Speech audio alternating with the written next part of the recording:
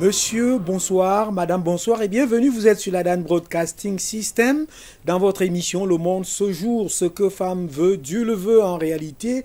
L'on dit toujours que la femme est la matrice du monde et le continent africain en a besoin pour poser les bases actuelles du développement.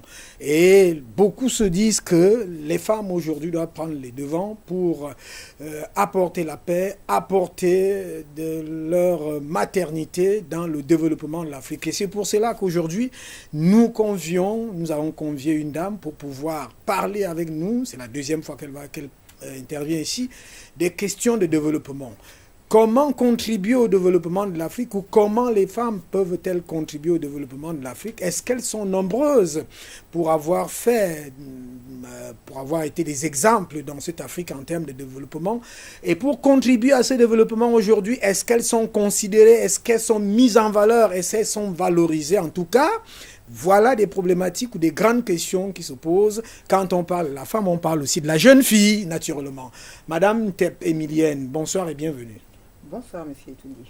Alors, vous êtes de la diaspora, vous êtes parti de la diaspora, c'est la deuxième fois que vous passez dans cette émission. Vous êtes parti de la diaspora pour pouvoir vous installer en Afrique, notamment au Cameroun. Vous avez beaucoup de choses pour le continent africain. Vous êtes parti volontairement de la métropole, c'est ça? Oui, je suis partie volontairement. C'est un choix que j'ai fait il y a donc de cela maintenant 2 ans. Voilà. J'ai décidé de venir m'installer définitivement au Cameroun. Définitivement au Cameroun? Oui. Avec des projets? Avec des projets plein la tête, des projets économiques, voilà, des projets... des projets qui ne pouvaient pas se réaliser outre-mer, en France, où vous étiez? Des projets qui pouvaient se réaliser, mais que je souhaitais plutôt réaliser au Cameroun. Voilà. Alors, je vous ai déjà posé la question dans la dernière émission, est-ce que c'est un virus qui vous a poussé? Un virus, on pourrait dire que c'est un virus, mais c'est l'envie, comme je vous ai dit, la dernière fois qu'on s'est vu, l'envie de revenir, vivre dans un pays que j'ai toujours aimé, même si je ne suis pas née, mais qui m'inspire, voilà, qui m'a toujours attirée. Et donc, j'ai eu cette opportunité de pouvoir rentrer, mes enfants étant grands, donc je l'ai saisi. Alors, vu de l'Europe, vu de Paris, vu de la France, quand vous regardez la scène vous êtes actrice socio-culturelle, quand vous regardez, et même sociopolitique quelque part, quelle est l'image de la femme? Elle est intégrée quand vous regardez de là-bas, avant d'arriver ici. La femme, elle est intégrée, elle est marginalisée, elles sont nombreuses à s'engager dans la vie sociopolitique, socio-culturelle. Ici au Cameroun? Oui. Et dans d'autres pays africains. Elles s'engagent. Elles s'engagent maintenant. Est-ce qu'elles sont acceptées? C'est autre chose, mais ce sont des femmes qui sont actives dans tous les domaines, les secteurs d'activité. Oui, je pense qu'elles sont actives. Vous trouvez que la parité est respectée? Non, la parité n'est pas respectée, bien sûr que non. Non, malheureusement, les hommes sont toujours au-dessus des femmes. Malheureusement, la parité n'est toujours pas respectée. Elles luttent pour ça. Mais je trouve quand même qu'il y a beaucoup de femmes africaines qui aujourd'hui sont entreprenantes, qui créent leur propre activité pour des raisons diverses. Alors parlons des femmes africaines. Oui. Vous m'avez parlé en coulisses d'une grande figure, c'est Wewe Linking, c'est ça? Oui, Wewe Linking, voilà, une femme entrepreneur. Quelle est son histoire en principe? Parce que là on est dans le vif du sujet. En quoi, par exemple, cette figure a contribué à porter le développement en Afrique? C'est une femme, donc c'est une dramaturge qui est née au Cameroun, qui est partie s'installer donc en Côte d'Ivoire en 78, dont elle a pris la nationalité. Et donc, elle a décidé donc donc metteur en scène, donc elle a décidé d'accueillir des jeunes déshérités pour justement leur donner une chance dans les domaines culturels, donc qui multidisciplinaires, donc en l'occurrence le théâtre, le cinéma, voilà, leur donner une chance de s'en sortir. Donc, elle œuvre pour justement aider la jeunesse africaine à justement à s'ouvrir au niveau donc de la culture. On voit quand même cette grande figure. Je ne sais pas si avec le concours de la réalisation, on aura des images de ces grandes femmes africaines. Quand vous avez dit comme ça, on n'a pas bien compris. Elle fait quoi pratiquement en Côte d'Ivoire? Vous avez parcouru quand même son histoire? Oui, elle a créé un village justement, un village où justement elle permet à ces jeunes, elle leur transmet donc son savoir. C'est dans le cadre de la culture, puisque c'est une dramaturge, un metteur en scène, donc elle leur inculque son savoir, ses compétences. Voilà, elle essaye de développer leur, comment dire, leur côté artistique. Leur talent, voilà, leur talent artistique. Leur talent artistique. Ouais. Alors, comment vous expliquez qu'elle soit partie du Cameroun où elle est née avec ce grand talent-là et qu'elle se soit installée en Côte d'Ivoire? C'est quand même curieux, non? Ça fait réfléchir sur la place accordée aux femmes et sur l'espace qui leur est accordé.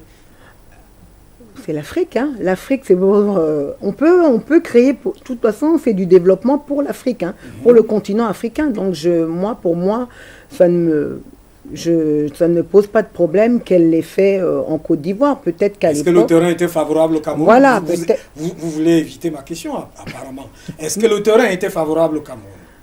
Peut-être que dans les années 78, quand elle est partie, oui, il n'était peut-être pas favorable pour elle. Oui. Et elle a décidé donc de partir en Côte d'Ivoire pour justement... Pourquoi vous pouvez vous imaginer que ce n'était pas favorable? Contexte politique ou alors quoi? 78, contexte politique, je pense qu'en 78, je vous dire, je ne pourrais pas vous dire si c'est un contexte politique ou pas. Alors elle est partie vers d'autres cieux tout simplement pour s'investir. D'autres cieux, oui, pour s'investir. Au lieu de son Cameroun natal que vous aimez très bien. Vous avez fait le mouvement inverse. Vous voilà au Cameroun pour construire. Elle est partie ailleurs. Née au Cameroun en 1950, partie en Côte d'Ivoire en 78. Moi, je suis née en France. En 69, je suis venue en 2017 au Cameroun. Donc, fond que je cherche, c'est l'acceptation, la place qui est donnée. Est-ce que vous mesurez un peu la portée? Est-ce que les femmes, lorsqu'elles veulent se manifester, lorsqu'elles veulent s'exprimer, en Afrique, sont acceptées comme sous d'autres cieux? En Afrique, comme sous d'autres cieux. C'est-à-dire comme en Occident. Hein? Ah ben, en Occident, il y a un moment, jusqu'en 1937, les femmes étaient soumises aux travaux forcés, hein, en Occident. Hein. Donc, elles se sont révoltées. Non, il y a eu une loi, la loi Lamine, hein, Lamine-Gueye, qui a été votée à l'époque par l'Assemblée constituante, et qui a permis justement d'abolir ces inégalités, donc en Occident. Ce qui a permis aussi aux femmes africaines d'en bénéficier. Je veux revenir à votre cas pratique pour remonter cette question. Depuis que vous êtes là, vous êtes accepté? Ah oui, Les choses sont faciles? Les choses ne sont pas difficiles. Elles sont peut-être pas faciles, mais elles ne sont pas difficiles pour moi. Parce que je me bats avec mes moyens, les portes ne me sont pas forcément fermées, hein. Non, pas du tout, ne sont pas forcément fermées, elles sont ouvertes même, très facilement. Elles sont ouvertes? Oui, elles sont ouvertes. Peut-être parce que vous venez de quelque part, parce que vous venez de Paris, de France, et puis ça peut s'ouvrir très rapidement. Mais celles qui sont là... je vois, il y a beaucoup de femmes entreprenantes, hein, entrepreneurs aujourd'hui ici au Cameroun, hein. Même je pense un peu plus que les hommes, hein. J'ai vu... Mais il y a d'autres qu'on rencontre en coulisses qui vous racontent des tas de choses, hein, pour l'intégration n'étant pas facile. L'intégration n'est pas facile parce que justement, il n'y a pas encore cette parité qui est acceptée. On est dans un État, dans un pays où le droit patriarcat... le droit patriarcat est encore très, très, très fort, très ancré. Vous entrez là dans le domaine foncier, par exemple, parce que beaucoup se plaignent qu'elles n'ont pas accès aux terres et autres. Ça, je peux dire en RDC. Au Cameroun, je ne sais pas si si c'est non, je ne pense pas qu'au Cameroun c'est encore le cas. Hein. Moi, il y a beaucoup de femmes. Moi, personnellement, j'ai acquis un terrain. Et j'ai pas mal de personnes autour de moi, des cousines, des personnes proches, qui ont fait l'acquisition de terrain sans passer par l'aval de leur mari, hein, sans avoir à attendre l'aval de leur époux. Ce qui n'est pas le cas en RDC, où justement... en RDC, c'est le contraire. Oui, c'est le contraire, en effet. Même pour enregistrer la raison sociale de son entreprise, on doit bénéficier, avoir l'aval de son mari. Donc, voilà. Ce qui n'est pas le cas encore au Cameroun, qui n'est plus le cas plutôt. Qui n'est plus le cas. Oui, ce n'est plus le cas. cas. Donc au Cameroun, ça a évolué. Oui, ça a évolué. En RDC, peut-être ça va aussi évoluer parce que ces derniers jours, la RDC est en mouvement avec les dernières élections où pratiquement on a vu une évolution. Une autre figure des dames, de femmes, vous en avez beaucoup de figures. Oui, j'ai la figure de Madame Hélène Johnson Sirleaf. Sirleaf, c'est qui est l'ancienne présidente du Libéria. Exactement. Que George Weah, le footballeur international, est venu remplacer. Oui, en 2018. Oui. Voilà. Elle a été élue en 2006. C'était la première femme africaine à être élue au suffrage universel. Hein. Donc pour elle, dans un État africain. C'est une image forte aussi. Ah oui, c'est une image. Qu'est-ce que vous retenez d'elle, par exemple, dans sa contribution? Oui, ça c'est. Qu'est-ce que vous avez retenu d'elle? Elle a... Élue au suffrage universel d'une manière démocratique, oui. Et elle a œuvré beaucoup pour les droits des femmes en Afrique. Donc elle continue à œuvrer pour les droits des femmes. Donc même quittée, hein, elle est partie de la présidence et continue à œuvrer. Voilà, exactement. Elle a même été primée, hein, donc à Dakar. Hein. Donc en 2004, oui. En 2004, elle a été primée en 2004 à Dakar. Donc justement pour son action de développement vis-à-vis donc des femmes. Et qu'elles sont aussi parties démocratiquement du pouvoir, je crois que c'est une bonne chose. Ça veut dire que les femmes sont démocrates aussi, hein, dans cet angle du développement. Ah oui, les femmes de ce côté-là, oui. Je pense que elles n'ont pas l'esprit de... Elles ont l'esprit de partage. Une femme, elle est maternelle, hein, donc elle sait donner, elle sait recevoir, elle sait partager. Donc non, les femmes ne sont pas là pour acquérir, pour s'agripper au pouvoir, non. C'est quoi, les hommes s'agrippent beaucoup? Oui, bien sûr. La preuve, hein, on est toujours, les femmes sont obligées d'essayer de s'imposer pour avoir une petite place que les hommes ne leur accordent pas facilement. Une autre fille, Hélène Johnson Sirleaf, en tout cas, on sait qu'elle a fait beaucoup de choses. Elle a été médiatrice dans beaucoup de crises, en principe. Donc, une grande figure. Autre grande figure qui a contribué au développement de l'Afrique, qui contribue, naturellement. Qui contribue. Vous avez, une autre artiste, encore, Angélique Kidjo, qui est une star béninoise. Voilà, une star internationale béninoise. Quelle est sa contribution? Et c'est les stars. Bon, elle est ambassadrice de bonne volonté de l'UNICEF. C'est-à-dire de l'UNICEF. Voilà, exactement. Donc elle œuvre pour tout ce qui concerne les enfants. Voilà. Donc elle fait le terrain, parce que c'est aussi ça. Ah, mais bien sûr. On peut être ambassadrice de bonne volonté, on vole dans les avions, tout ça. On n'est jamais sur le terrain pour voir les réalités, de comment vivent les petits-enfants, les jeunes filles, ainsi de suite. Non, Angélique Kidjo est sur le terrain. Quand on est ambassadrice de bonne volonté, on ne le fait pas dans un bureau. Hein. Elle le fait sur le terrain, au jour le jour. Je pense qu'elle voit comment... Elle voit, elle partage, elle remonte les informations auprès des Nations Unies.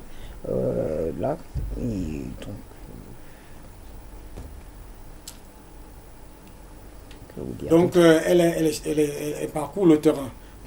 Elle apporte des aides ou elle participe elle-même ou c'est les Nations Unies qui participent et qui lui donnent les dotations? Ah non, c'est une femme d'influence. Donc elle, par son influence, par le fait qu'elle est connue internationalement, donc de façon donc dans le monde, mondialement, elle apporte justement sa notoriété au service des Nations Unies. pour justement montrer au monde voilà, les difficultés que rencontrent les enfants dans le monde. Donc c'est un apport. Ce n'est pas les Nations Unies qui l'aident, c'est elle qui apporte sa notoriété aux Nations Unies pour voilà, pouvoir justement partager. Donc, et vous pensez qu'elle accomplit parfaitement sa mission et qu'elle a des retombées en Afrique, que cette mission a des retombées en Afrique? Ah ben bien sûr qu'elle a des retombées en Afrique. Elle a des retombées en Afrique dans tous les pays d'Afrique. Elle est connue mondialement. Donc, elle est... oui, il y a des retombées. Il y a des retombées. Une autre grande figure? Alors, une autre grande figure. Donc, vous avez... il y a donc la Nigériane, Madame Okonjo. Okonjo, qui est une femme, donc entrepreneur, ancienne directrice générale de la Banque mondiale. Voilà. Elle est actuellement ministre de l'économie et des finances du Nigeria. Donc c'est une femme d'affaires nigérienne, donc, mais qui est actuellement ministre de l'économie et des finances. Ancienne directrice de la... Voilà. Ça veut dire qu'elle a volé un pot très haute, là. Voilà. Sa lutte aujourd'hui, elle est en croisade contre la pauvreté. Donc, comment dire, la pauvreté et la corruption. Donc, elle essaye par des réformes qu'elle a mises en œuvre là, dans son pays, d'assainir les finances publiques du pays. Sur ce volet corruption, qu'est-ce qui fait la propension de la corruption en Afrique? Alors que vous venez de dire la femme est maternelle, les femmes africaines peuvent bien gérer à partir des familles, donner des conseils, ainsi de suite. Mais on vit une corruption galopante dans la plupart des pays africains. Comment vous expliquez ça? Est-ce que la femme a échoué à son rôle à partir du foyer, de la maison? La femme africaine? Ah bon, par rapport à l'éducation? Oui, je pose la question. Je prends ce volet corruption parce que vous avez dit, madame, la ministre, oui. Elle est en train de lutter. Elle a une croisade contre la corruption. Mais oui. C'est comme si les femmes africaines ont raté l'éducation dans les foyers. Ah bon? Je pose la question, c'est vous qui répondez. Mais non, moi je ne pense pas qu'elles ont... On peut éduquer un enfant, mais maintenant c'est lui qui choisit sa route. Donc les hommes ont choisi, en l'occurrence avec un grand H, les hommes ont choisi de vivre autrement que par l'éducation que leurs mères leur ont donnée. Donc c'est l'éducation de leur mère? Non, c'est leur choix de vie. C'est leur choix de vie. Oui, c'est eux qui ont choisi leur chemin. On peut éduquer un enfant, lui donner une éducation, et lui maintenant, à lui de choisir maintenant sa voie. Donc la mère, elle est là pour guider l'enfant. Maintenant, l'enfant peut suivre ou ne pas suivre. Et malheureusement... Si je prends ce cas-là et je voudrais qu'on entre, qu'est-ce que ça vous fait? Vous êtes une femme. Par exemple, on arrête votre mari, il est ministre, il est emprisonné. Vous faites comment? Qu'est-ce que ça vous... Quel est le sentiment qui peut vous animer?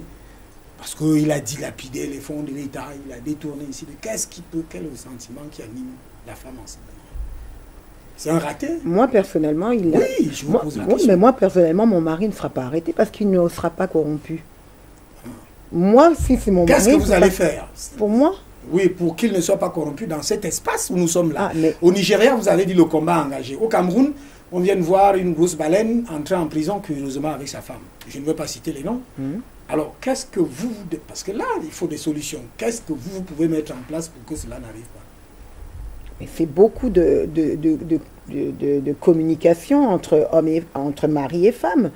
Savoir ce que son mari fait et justement lui partager avec lui et lui faire comprendre que voilà, moi je ne suis pas...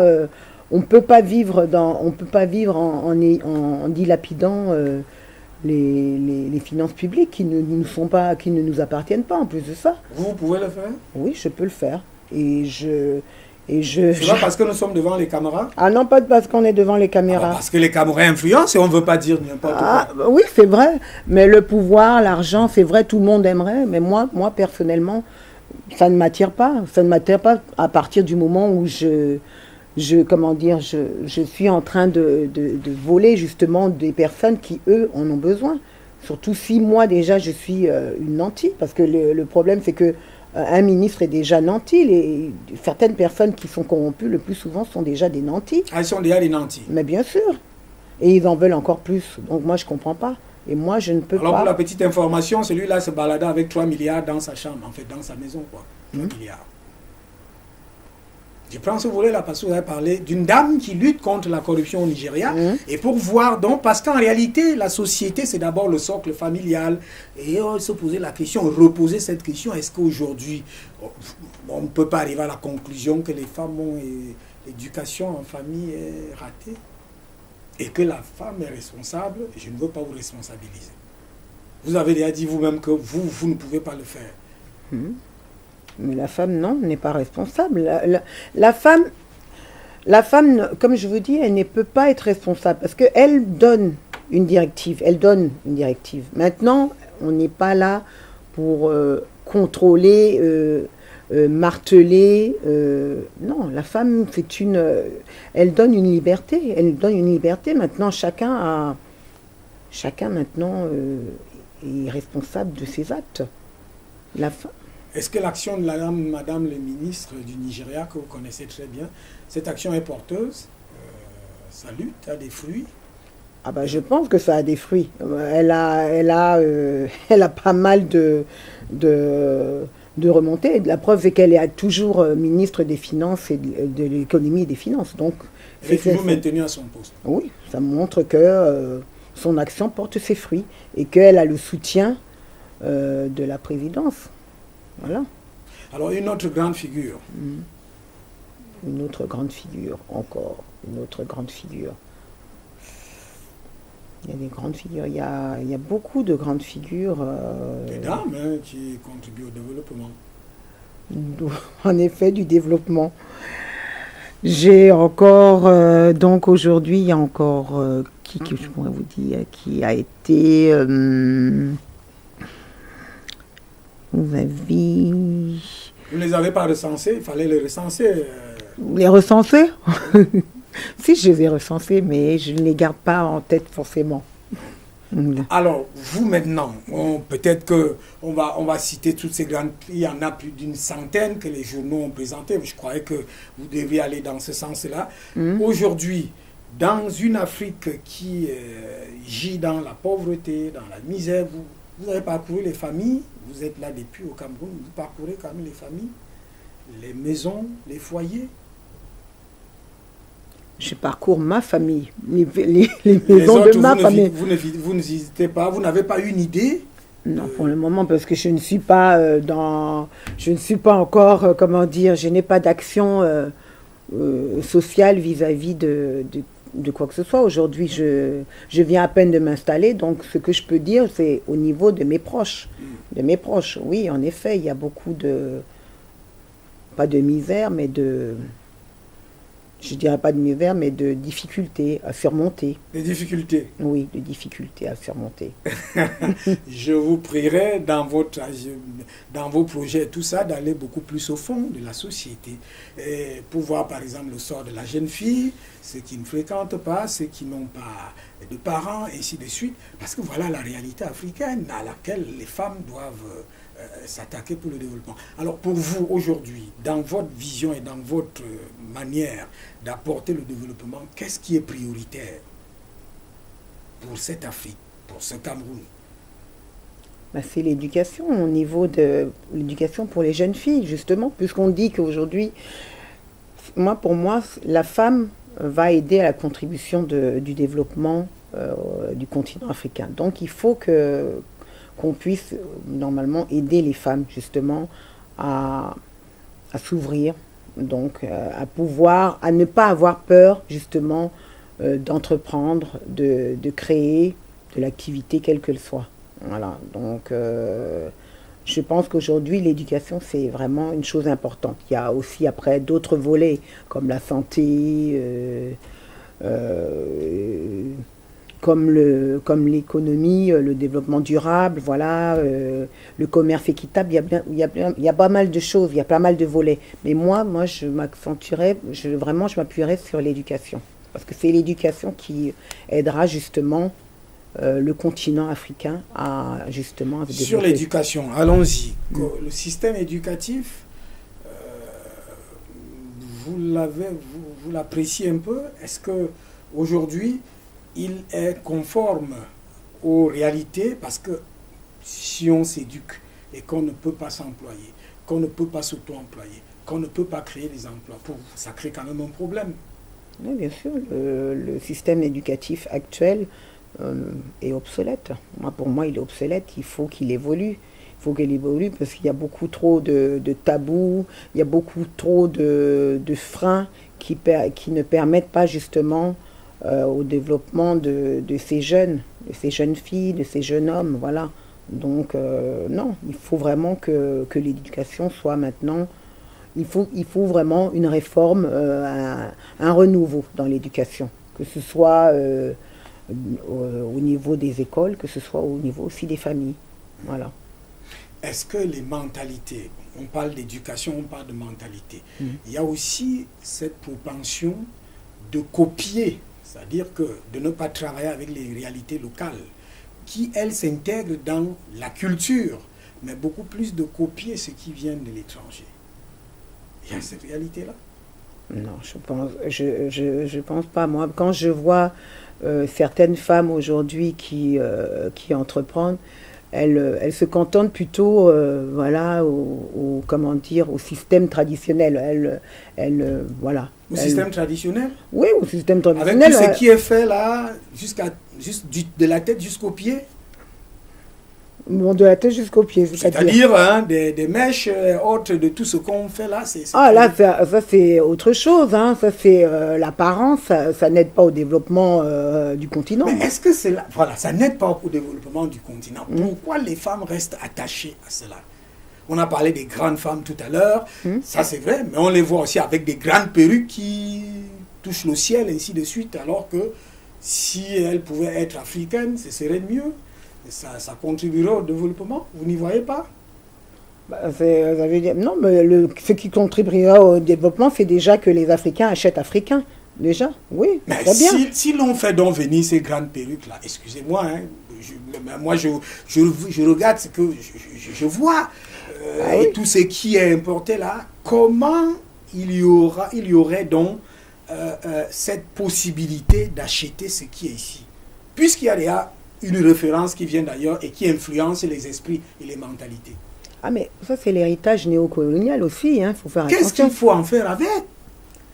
Pour vous, vous êtes sympathisant de la convergence panafricaine, c'est ça? Oui, sympathisante. Oui, ou jusqu'à la diaspora, la grande priorité c'est de briser le pacte colonial.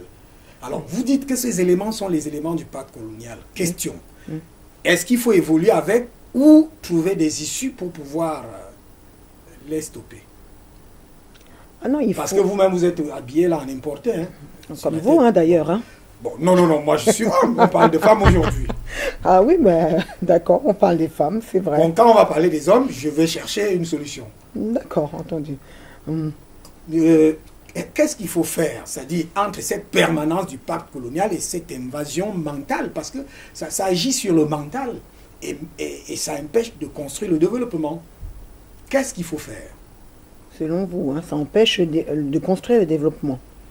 Le développement réel dans la mentalité, la culture africaine, comme les Asiatiques l'ont fait, comme la Chine l'a fait. Et qui s'habille aussi à l'occidental, on peut dire. Donc non, pour moi, je pense qu'on peut... Non, moi je pense que le fait d'être habillé à l'européenne ne change pas ma mentalité. Moi, je suis... Sauf qu'on achète là-bas chaque jour et on achète plus là-bas. N'importe. On coud aussi, il y a beaucoup de couturiers ici au Cameroun. Hein.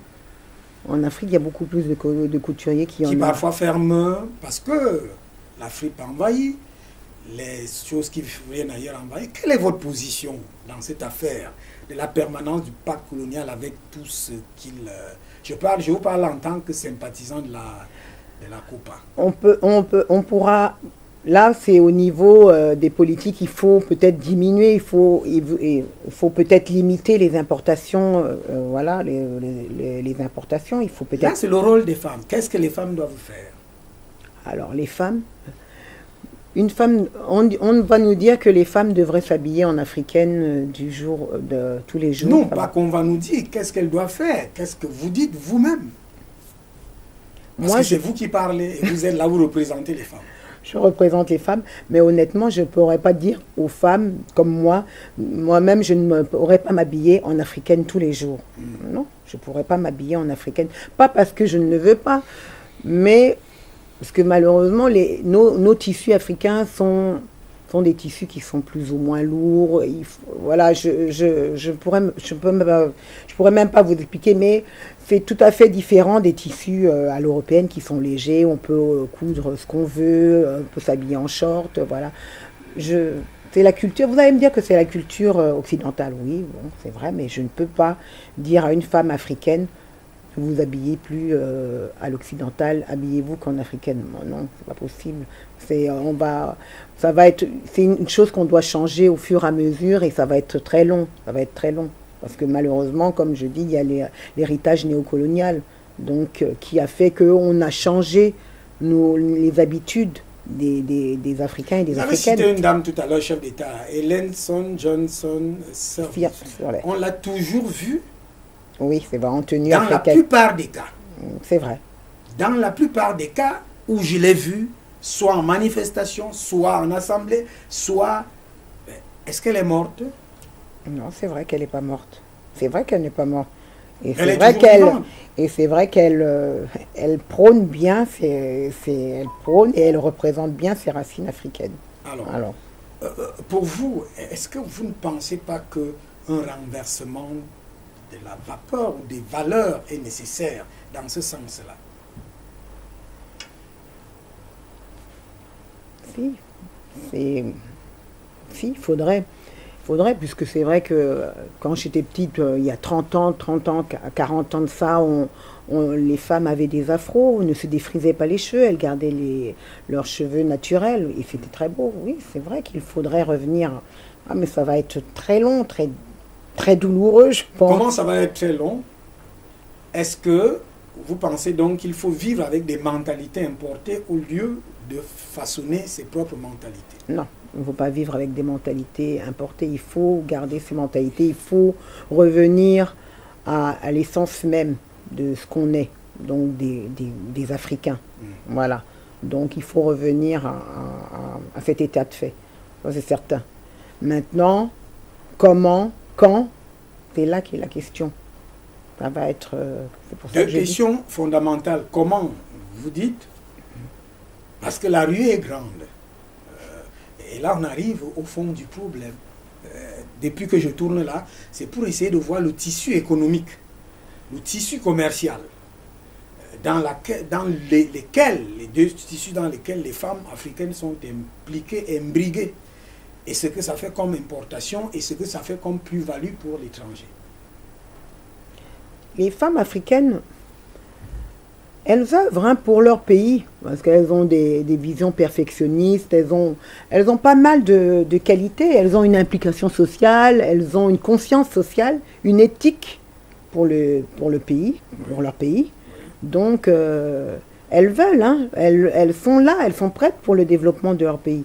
Maintenant, c'est les moyens qu'il leur faut, parce elles sont beaucoup limitées. Que ce soit au niveau des capitaux, voilà, elles n'ont pas accès facilement au capital comme les hommes l'ont, voilà, il y a beaucoup de, voilà, elles sont limitées, donc malgré tous ces atouts qu'elles ont. Elles sont limitées. Oui, elles sont limitées. Alors,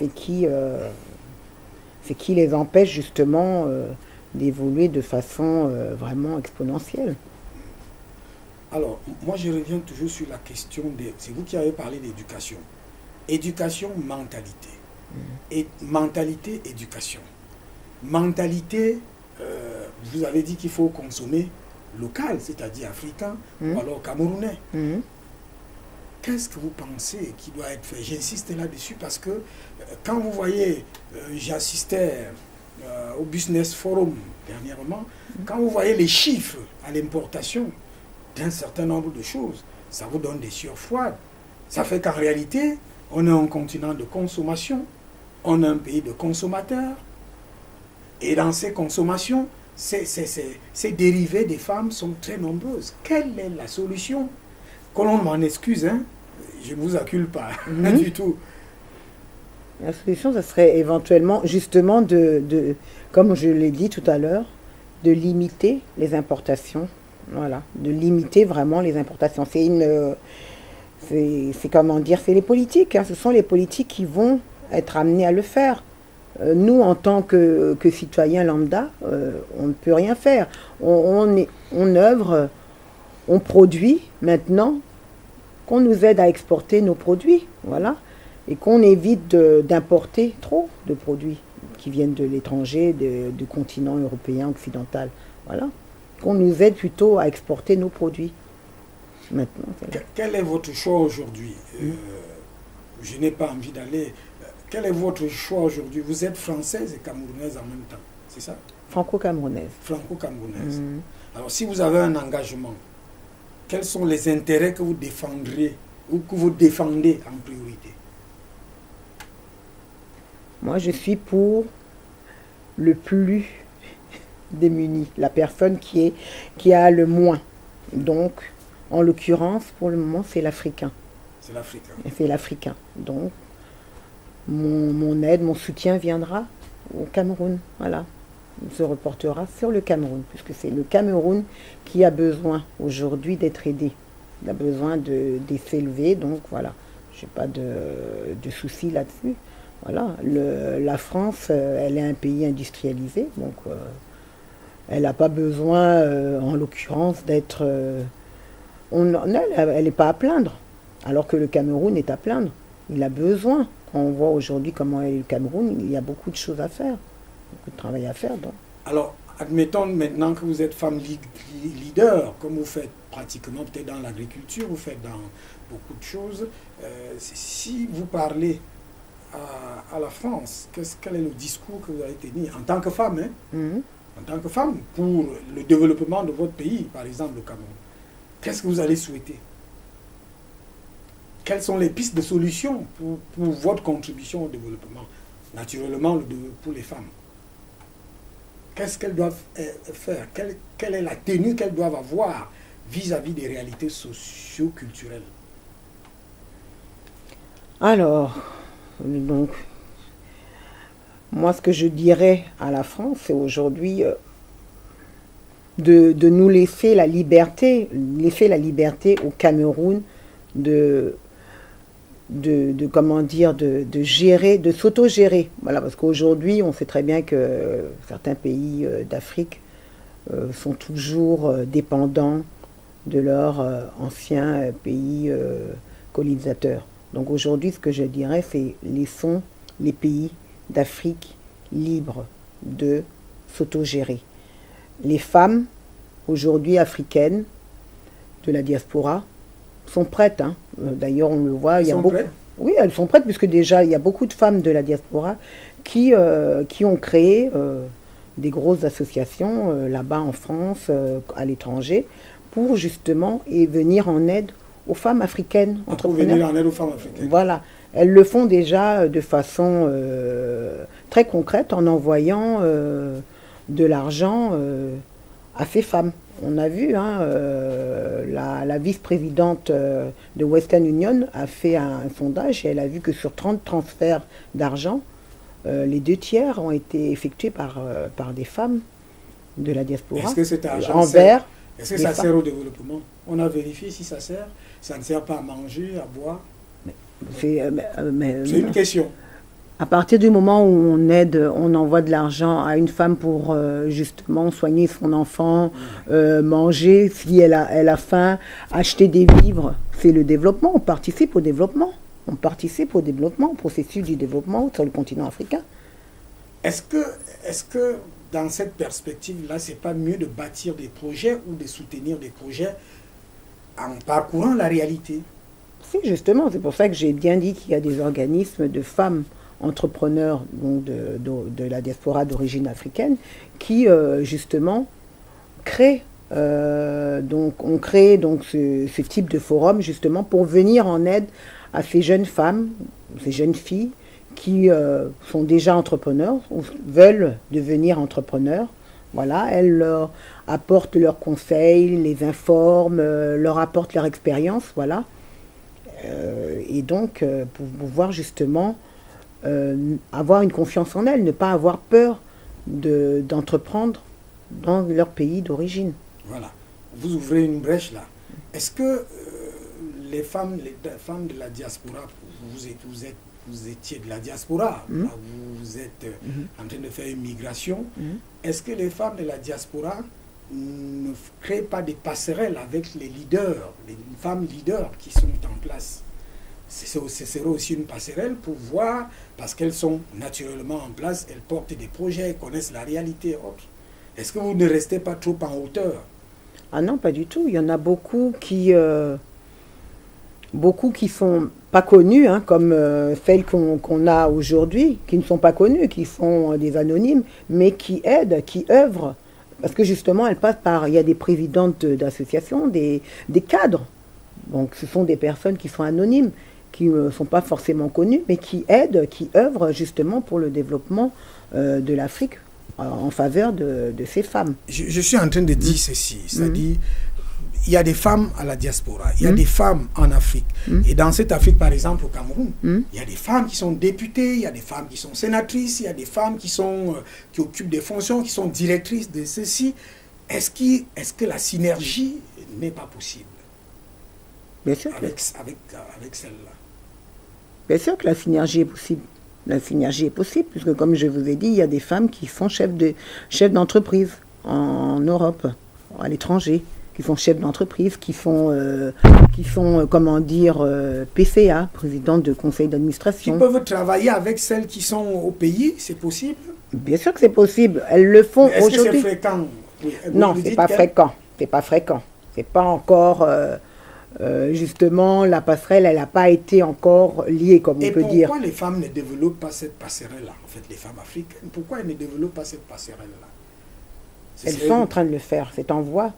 Elles sont en train de le faire, justement, à travers pas mal de forums. Il y a beaucoup de forums qui sont créés, qui se sont faits, justement, qui ont été créés en France et qui viennent en Afrique, justement. Donc, elles commencent à venir. Ces passerelles se font tout doucement. Elles créent des forums qu'elles transposent, qu'elles transportent justement dans les pays d'Afrique concernés et elles ouvrent leurs portes justement à ces femmes africaines, entrepreneurs, futurs entrepreneurs, et elles leur apportent justement leur aide, leurs conseils. Donc ça se fait. La synergie est en train de se construire tout doucement, mais elle se fait.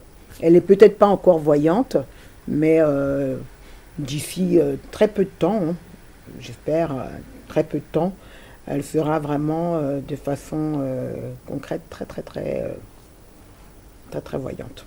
Alors, on va parler peut-être des droits. Quand vous arrivez comme ça, vous avez dit au Cameroun, les droits des femmes, c'est évolué, c'est ça, comparativement à la RDC. Oui, bien sûr. Ah oui, c'est évolué. C'est tout à fait évolué. Les femmes aujourd'hui, il y a beaucoup de femmes... Au Cameroun. Oui. Au Cameroun. Oui. Il y a beaucoup de femmes qui entreprennent sans l'aval de leur mari, qui ont des entreprises. Elles n'ont pas forcément, elles n'ont pas l'obligation d'avoir à demander la permission à leur époux. Il y a des femmes qui acquièrent des terrains, qui acquièrent des maisons, des biens, voilà. Qui conduisent, ne serait-ce que conduire une voiture. Bon, dans certains pays, il y en a qui n'arrivent pas à conduire, des femmes qui ne peuvent pas conduire, mais qui sont libres, qui sont autonomes. Aujourd'hui, bien que la parité ne soit pas encore faite, mais les femmes sont autonomes au Cameroun. Elles sont autonomes. Elles se prennent en charge. La femme est presque, on peut dire, un second chef. Bon, on dit qu'il n'y a pas deux capitaines dans un bateau, mais bon, la femme est sous-capitaine, si on peut dire, dans la famille. Elle est quand même un socle assez important dans la constitution de la famille et même dans sa communauté. Hein. On court sensiblement vers la fin de ce programme, mais c'est un bien de vous avoir, c'est un bien d'avoir toutes les femmes, parce que vous parlez là à toutes les femmes. Vous dites que ça évolue au Cameroun, mais avec les autres pays, est-ce que ça évolue aussi? Vous avez parlé de la Côte d'Ivoire, vous avez parlé du Nigeria. Est-ce que ça évolue? Bien sûr que ça évolue dans les pays d'Afrique. Subsaharienne, ça évolue, comme même dans les pays d'Afrique du Nord, hein. Bien que, bon, dans certains... Bon, l'Afrique du Nord, je connais pas encore très bien, mais je sais que comme les femmes sont moins entreprenantes là-bas, bon, peut-être... Moins entreprenantes, pourquoi? Oui, mais parce qu'elles ont l'économie en Afrique du Nord est un peu plus structurée. Donc, on dit souvent que dans les pays où les économies sont moins structurées, les femmes ont tendance à chercher justement à se débrouiller, à s'en sortir, à chercher à s'en sortir. Donc, c'est pour ça qu'elles entreprennent plus facilement. C'est le cas des pays d'Afrique subsaharienne. Alors, si vous parlez aux leaders africains aujourd'hui, vous allez en parler à la fin, si vous parlez aux leaders africains aujourd'hui, aux hommes, qu'est-ce qu'il faut pour les femmes? Un soutien. Un soutien financier, vraiment que les hommes aident financièrement, qu'il y ait une vraie parité. Qu'on arrête, qu'il y ait une vraie parité. Oui, qu'il y ait une vraie parité. Qu'on arrête le sexisme, la discrimination sexuelle, qu'on arrête. Les femmes sont aussi vaillantes que les hommes, voire même plus même. Parce que quand les hommes partaient en guerre, ce sont les femmes qui travaillaient, hein. Voilà. L'économie tournait, hein. L'économie d'un pays tournait grâce aux femmes. Les femmes aujourd'hui sont amenées à agir, interagir dans des conflits, voilà, dans pas mal de choses. Donc la femme, aider la femme, aidons les femmes, parce que les femmes sont le socle. Aujourd'hui, elles sont le socle. Mais c'est comme si elles devenaient de plus en plus Dalila. Vous savez ce que ça veut dire, non? Oh, Dalila. On est en train de sortir, oui. C'est comme si elles devenaient de plus en plus Dalila. Ah bon? C'est ce que l'opinion semble penser aujourd'hui. Ah non, quoi. La femme demande juste à être un peu plus autonome, à avoir les mêmes droits que les hommes, qu'elle soit considérée, voilà, qu'elle soit un peu mieux considérée au vu du travail qu'elle fournit. Parce qu'à diplôme égal, à mission égale, les salaires... Salaire égal? Non, malheureusement. Pour certains, aujourd'hui, ça tend à évoluer, mais c'est difficile encore. C'est encore difficile de trouver des femmes qui puissent avoir le même salaire qu'un homme. Et pourtant, certaines font le même travail que l'homme. Alors, merci Madame Tep Emilienne qui s'installe au Cameroun. Merci de nous revenir pour une deuxième fois. Peut-être que vous allez repartir en France, on ne sait pas. Vous partez dans vos activités. Merci de nous être revenus pour parler des femmes précisément. Et vous souhaitez que les femmes soient beaucoup plus soutenues parce qu'elles sont le socle de la famille. Exactement. Merci de nous être revenus au cours de cette émission. C'est moi qui vous remercie. Merci bien. Revenez-nous toujours quand vous serez au Cameroun. Madame, monsieur, c'est donc terminé pour cette édition de Le Monde ce jour. Vous l'avez très bien compris. Vous êtes femme, vous êtes entrepreneur, vous êtes dame dynamique, vous êtes engagée, vous êtes leader d'opinion. Vous voulez parler, vous voulez proposer des pistes de développement. En tout cas, le lundi est ouvert pour vous à la Dan Broadcasting System. Et dans cette émission, Le Monde ce jour pour parler et dire ce que vous voulez que la société camerounaise soit, que la société africaine soit. C'est terminé donc pour aujourd'hui à 19h. Ce sera le journal en full day à 15 minutes, c'est en pidgin. À 20h en anglais, à 21h en français. Madame, chères dames et vaillantes dynamiques dames africaines, pour la contribution au développement du continent, bonsoir.